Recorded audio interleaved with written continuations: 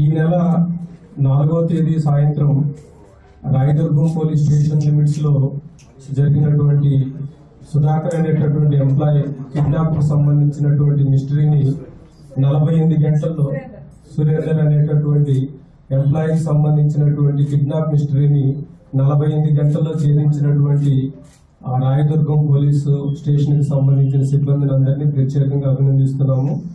ఈ కేసు వివరాల్లోకి వెళ్తే ఈ నెల 4వ తేదీ సాయంత్రం 6:30 గంటల సమయంలో కాజాగూడ లేక్ దగ్గర ఈ ఎంప్లాయీని కిడ్నాప్ చేయడం జరిగింది. ముందుగా మనకి డైల్ 100 నుంచి ఇద్దరు ఇన్ఫర్మేషన్ ఇవ్వడం జరిగింది. ఇమ్మీడియట్ గా మన టీం అక్కడికి రీచ్ అయినప్పుడు ఈమె నిఖిత అనేటటువంటి ఆమె అక్కడ ఉండటం జరిగింది. ఈమెతో పాటు ఉన్నటువంటి అతన్ని కిడ్నాప్ చేసినారు అనేటటువంటి సమాచారంతో ఆమెను ప్రశ్నించడం జరిగింది. ఆమె అవును sir, he is my cousin brother, ఇతన్ని ఎవరో వచ్చి కిడ్నాప్ చేసుకెళ్లారని మనకి ఇన్ఫర్మేషన్ ఇవ్వడం జరిగింది.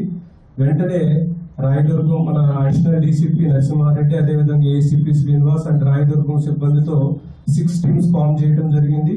ఫామ్ చేసి మన దగ్గరకు వచ్చినటువంటి నిఖితాతో ఆమె దగ్గర ఉన్నటువంటి సమాచారాన్ని తీసుకుంటూ అన్ని వైపుల టీమ్స్ ని డిస్ట్రిబ్యూట్ చేయడం జరిగింది. సో వివరాల్లోకి వెళ్తే ఈమె నిఖిత ఎవరైతే కిడ్నాప్ అయ్యారో అతనికి సంబంధించినటువంటి కజిన్ సిస్టర్.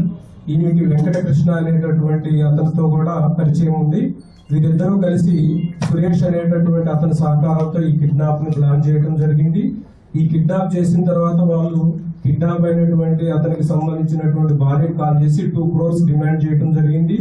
వీరికి వెంటనే ఈమె ద్వారా సమాచారం కూడా వెళ్ళింది.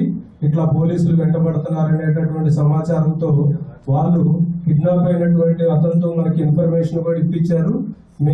నన్ను ఎవరు కిడ్నాప్ చేయలేదు, నేను వాలంటరీగా నాకు ఉన్నటువంటి ఫైనాన్షియల్ కమిట్మెంట్స్ ని డిస్కస్ చేసుకోవడానికి వాళ్ళతో నా ఫ్రెండ్స్ తో వెళ్తున్నాను. సో పోలీసుల్ని ఎట్టి పరిస్థితుల్లో సహకరించాల్సినటువంటి అవసరం లేదు, నేను వాలంటరీగా తిరిగి వస్తానని మనకి నమ్మబలికించడం కూడా జరిగింది.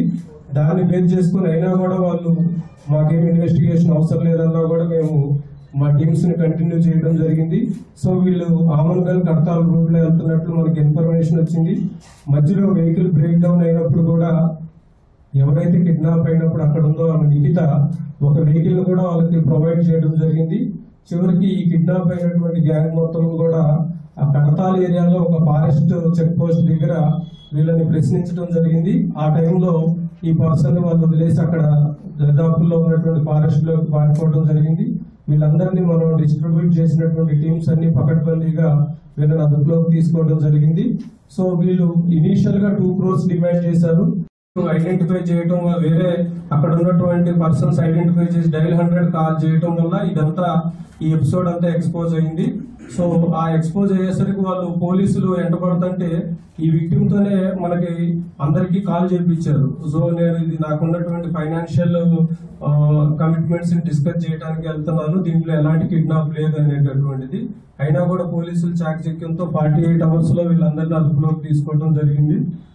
ఈ ఎంటైర్ ఇన్వెస్టిగేషన్ లో కూడా ఎంతో ఓపికతో సహకరించినటువంటి ప్రింట్ అండ్ ఎలక్ట్రానిక్ మీడియాకు కూడా మేము ప్రత్యేకంగా ధన్యవాదాలు తెలియజేస్తాం.